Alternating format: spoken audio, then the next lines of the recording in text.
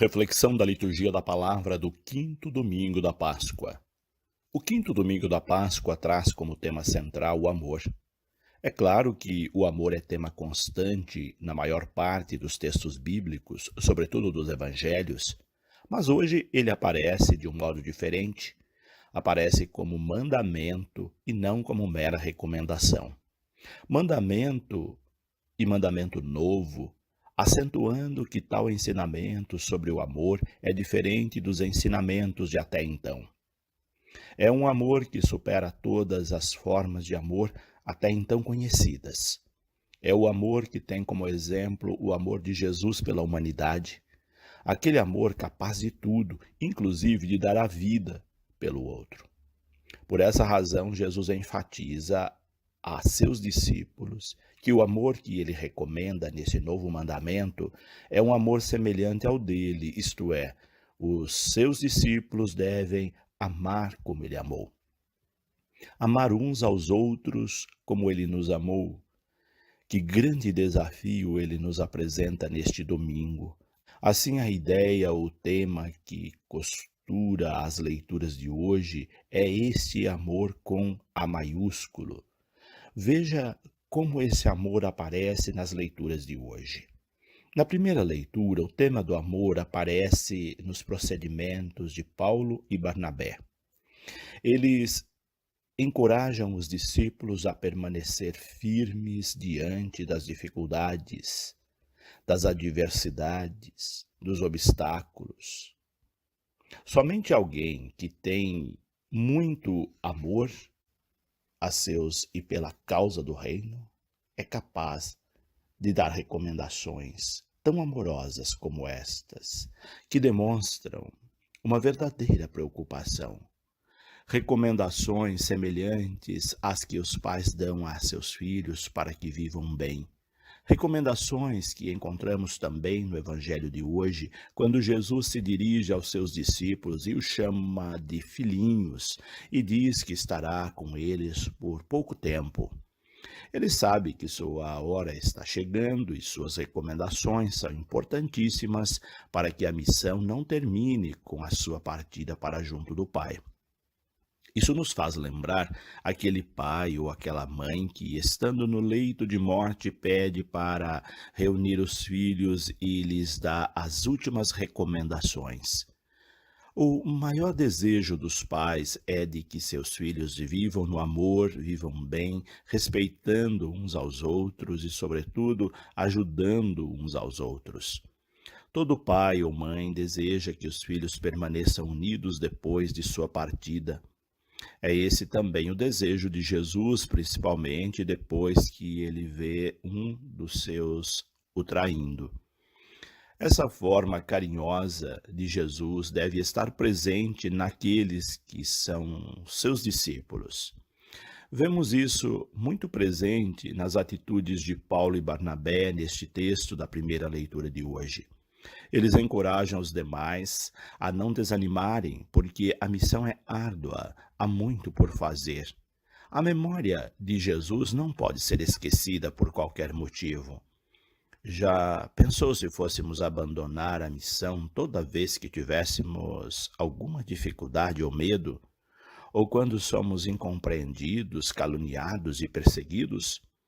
A igreja já teria perecido, porque são tantas as tentações e elas aparecem nos lugares e pessoas que menos imaginamos.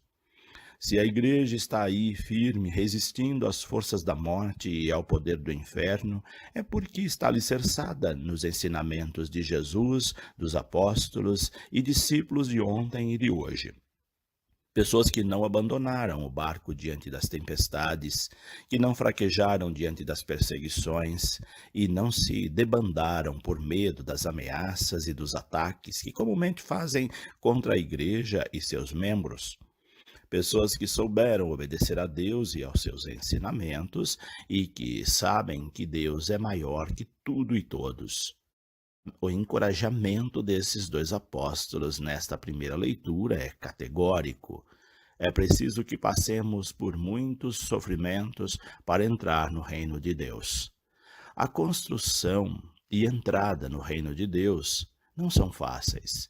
Os sofrimentos fazem parte desse processo e o que Jesus passou é exemplo máximo. Basta olhar para a cruz para ver quão grandioso foi o seu sofrimento. Por isso é preciso coragem, pois ele venceu a morte. Ser discípulo é ter coragem de encorajar também os demais, como fez Paulo e Barnabé. A nossa missão, como membros de uma comunidade eclesial, é de encorajar os demais e seguirmos unidos. Paulo e Barnabé não encorajavam apenas com palavras, mas também com ações, e esta deve ser a nossa maneira de encorajar. Vemos isso na forma como eles organizavam as comunidades e formavam as lideranças que estariam à frente dessas comunidades e trabalhos. Eles designavam presbíteros, isto é, líderes para as comunidades. Esses líderes tinham a incumbência de formar outros líderes e assim sucessivamente as comunidades iam se multiplicando, fortalecendo e ganhando credibilidade. Tudo isso fundamentado na palavra de Deus, sobretudo no anúncio da ressurreição de Cristo. Esses líderes eram escolhidos depois de muita oração e jejum, ou seja, não eram pessoas quaisquer. Eram pessoas escolhidas e ungidas por Deus. Nossas comunidades ainda hoje precisam ter à sua frente líderes escolhidos depois de muita oração e jejum para que não desanimem na missão. Nossas pastorais e serviços paroquiais também precisam do mesmo alento. Somente assim eles serão verdadeiros representantes de Deus e da sua igreja.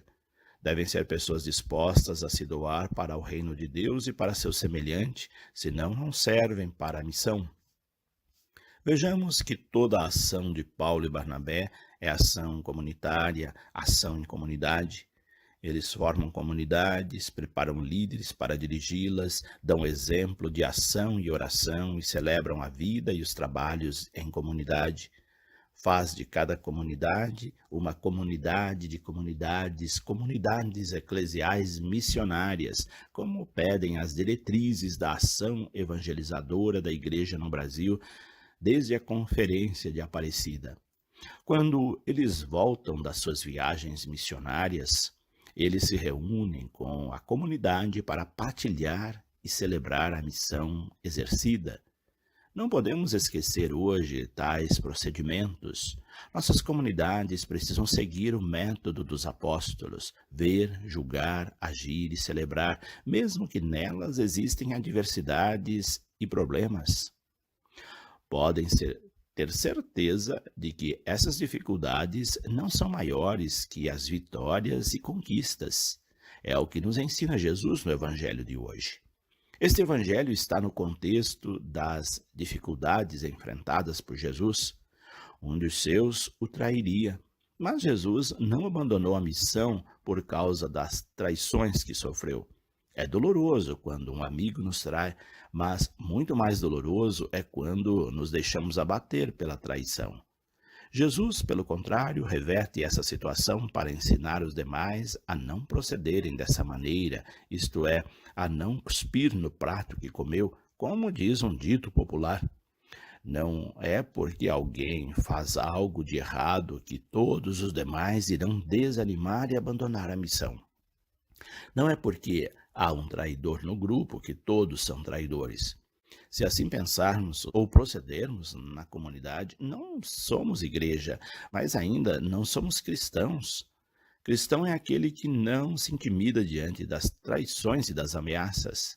É aquele que faz por amor e sabe que o bem vence o mal. Diante dessa situação dolorosa, porém também de glorificação, Jesus dá aos seus discípulos o mandamento supremo, o mandamento do amor. Talvez naquele tempo a palavra amor já estivesse desgastada ou era empregada de maneira inadequada. Jesus diz que seu mandamento é novo. Qual a novidade desse mandamento de Jesus? A novidade consiste em amar como ele amou. Até então, ninguém tinha falado de um amor capaz de dar a vida, de um amor gratuito, capaz de dar a outra face. de um amor aos inimigos, enfim, de um amor incondicional e sem limites, até nas situações limites. Nisso consiste a novidade do seu mandamento: amar uns aos outros da maneira que ele amou. A igreja é construída e constituída a partir desse amor. Se entre os cristãos não existir esse amor, e se não dermos testemunho dele, não somos igreja de Cristo, nem somos seus discípulos. Podemos ter teorias belíssimas sobre o amor, mas se não dermos exemplo concreto, amando uns aos outros, tudo será em vão, ineficaz. Nossa identidade, nosso distintivo de cristãos está no amor que manifestamos uns aos outros. Se esse amor não existir, ferimos ou maculamos nossa identidade. Por isso Jesus afirma: nisto todos conhecerão que sois meus discípulos, se tiverdes amor uns aos outros. É o que nos confirma como cristãos. Aqui cabem algumas perguntas ou questionamentos. Amamos como Jesus amou? Somos capazes de dar a vida pelo nosso próximo? Nós nos empenhamos para perdoar e amar nossos inimigos, ou aquelas pessoas que não nos são simpáticas ou que não gostam de nós? Se não estamos fazendo isso, estamos longe do reino dos céus. Estamos longe de construir aqui, neste mundo, a Jerusalém celeste, o novo céu e a nova terra, pedidos na segunda leitura de hoje do livro do Apocalipse. Nessa leitura encontramos o ideal de uma comunidade que vive as propostas do Evangelho, os ensinamentos de Deus. A visão nela relatada não é apenas utópica. Embora seja aqui usada uma linguagem simbólica, figurada, ela traz concretamente aquilo que buscamos. Uma igreja que reflita o reino de Deus, uma igreja que seja promotora da justiça e da paz, que ajude a enxugar toda lágrima, indo ao encontro dos que sofrem, dos que estão afastados, dos alijados da sociedade, dos excluídos, dos sofredores. Se a igreja que somos não se empenhar para promover essa Jerusalém celeste, esse novo céu e nova terra, não compreendemos ainda o que seja de fato ser cristão ou ser igreja. Para isso é preciso amor. Não qualquer amor, mas aquele amor do qual nos fala Jesus no Evangelho de hoje, aquele amor com que os primeiros discípulos viveram nas primeiras comunidades, que estamos a ver nas leituras que temos dos Atos dos Apóstolos neste tempo pascal. Como pede o Salmo de hoje: Deus, que é amor, tenha misericórdia e piedade de nós e nos ensine a amar como seu Filho amado nos amou. Somente assim seremos autênticos discípulos e missionários de Jesus Cristo. Deus abençoe a todos. Padre José Carlos Pereira.